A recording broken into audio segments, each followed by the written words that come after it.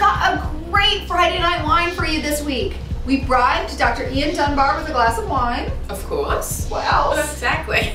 To get some great information for you. And it was so fantastic that we couldn't cut any of it out. So instead what we decided to do was make it into a 3-part series. And tonight is part 1. You're gonna find out what 2 things you already own that can stop puppy behavior problems before they even start.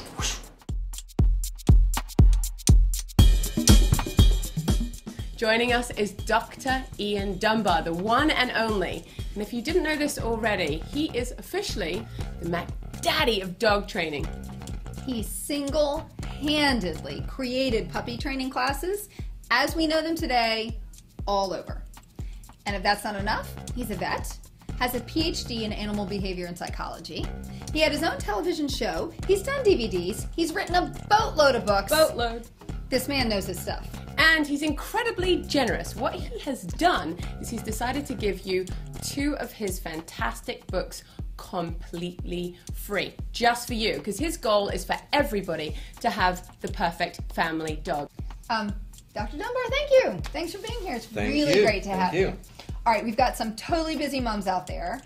Can you tell them what are the 3 most important things they need to do right now to turn those adorable little puppies into really great family dogs? So we're talking about a puppy that's now 8 weeks old? Brand new puppies. Okay, so we're not talking about before the 8 weeks. That's right. All that good stuff we hope their readers been doing. Absolutely. That's why it's really important to do your research. House training those puppies, tutor training them, teaching them manners, socializing them. Well, number 1, I would say behavior problems. That sadly it's behavior problems that cause dissatisfaction in the family, and the major reason why people will get rid of their dog when he's say 6 months old is he comes into the house, too much freedom, too little supervision, the puppy pees a bit, poops, chews things, and by about 4 months they think we have a problem here, so they put him outside in the yard, where of course he becomes an indiscriminate urinator, defecator, chewer. He learns to dig, he learns to bark, neighbors complain of the barking.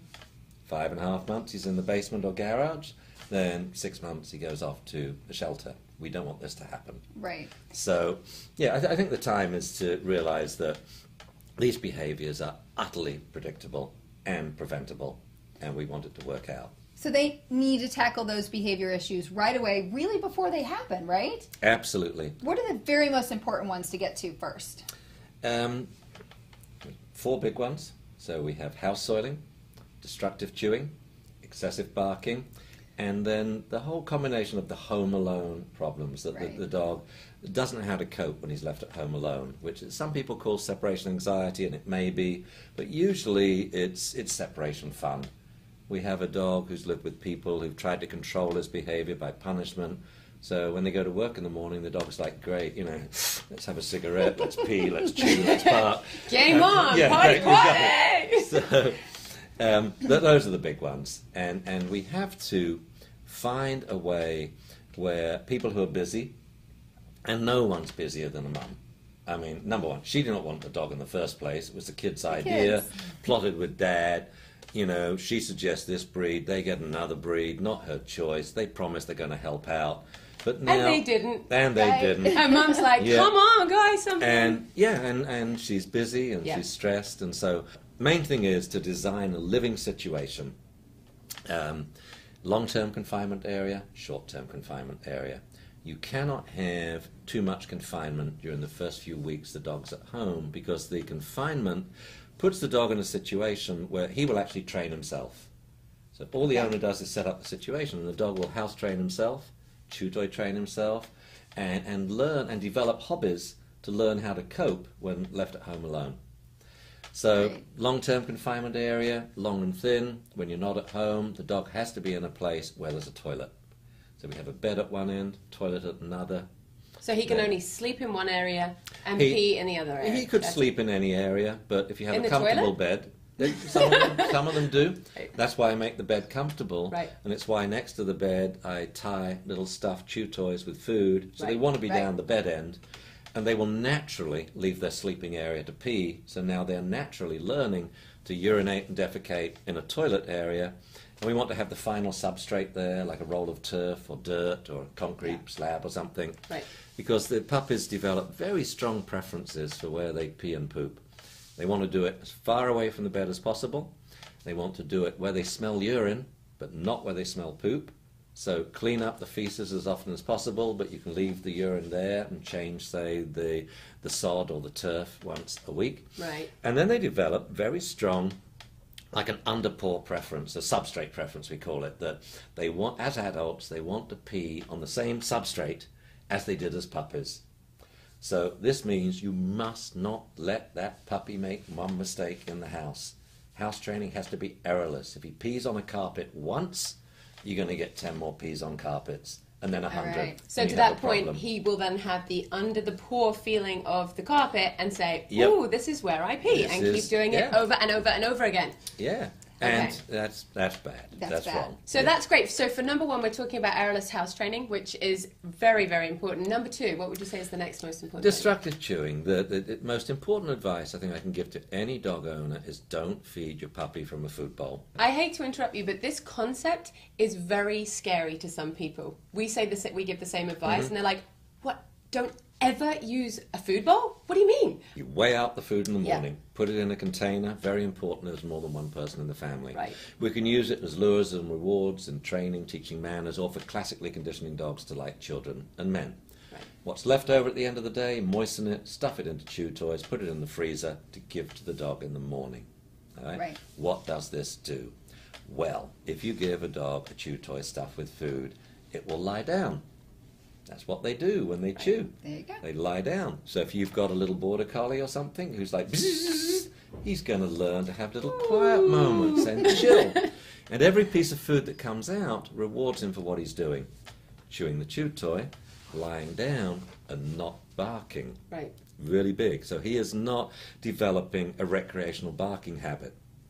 It just doesn't develop. Also, you're giving him a hobby.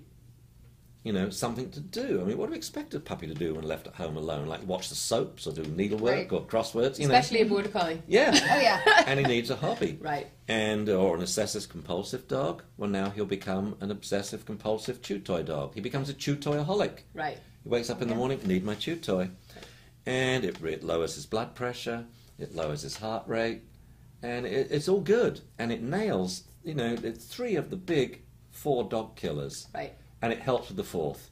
So the dog chews the chew toy, and he'd rather do that than chewing furniture because he gets food out of the chew toy. Right. You know, he doesn't develop the barking habit. He now is cool about being left at home alone. He can't even wait for his owners to leave because then he gets a chew toy. Yeah, exactly. You know? Goodbye.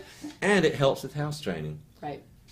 You put the puppy in a crate, short-term confinement area, every hour on the hour, and the only thing in there is the chew toy stuff with food, so he wants to go in. He lies down, which means he's not running around jiggling his bladder thinking I need to go and now he's peeing around the house. Every hour on the hour you say, do you want to pee and poop?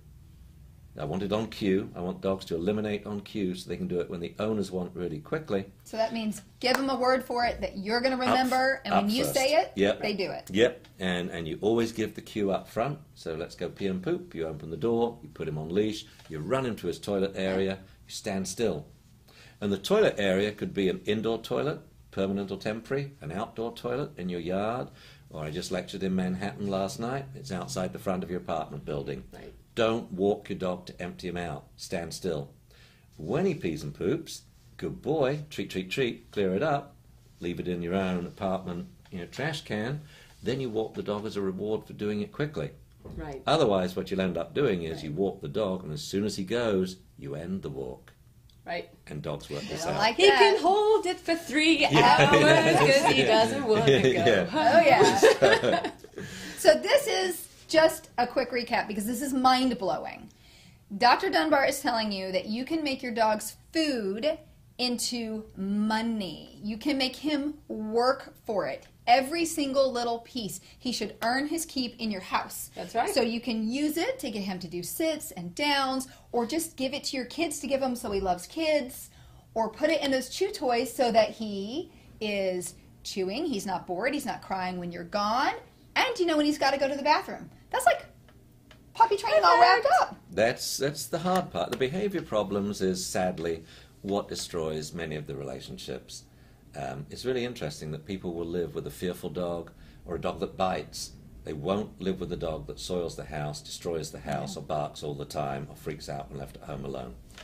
And we know these problems are predictable, and they're so easily preventable and treatable. So let's get those out of the way, number one. And that is, it's errorless, and it's what you do the first day, the second day, the third day the pup is at home that sets the precedent for where is your toilet, what is your chew toy. You don't want any mistakes. So there you go, you only needed 2 things all along and no issues. Thank you, Dr. Dunbar. Excellent. And join us next time to find out why pepping up your own social life is absolutely key when you're socializing your pup. And don't forget, if you have questions, email us. Questions at thefamilydog.tv. Nice.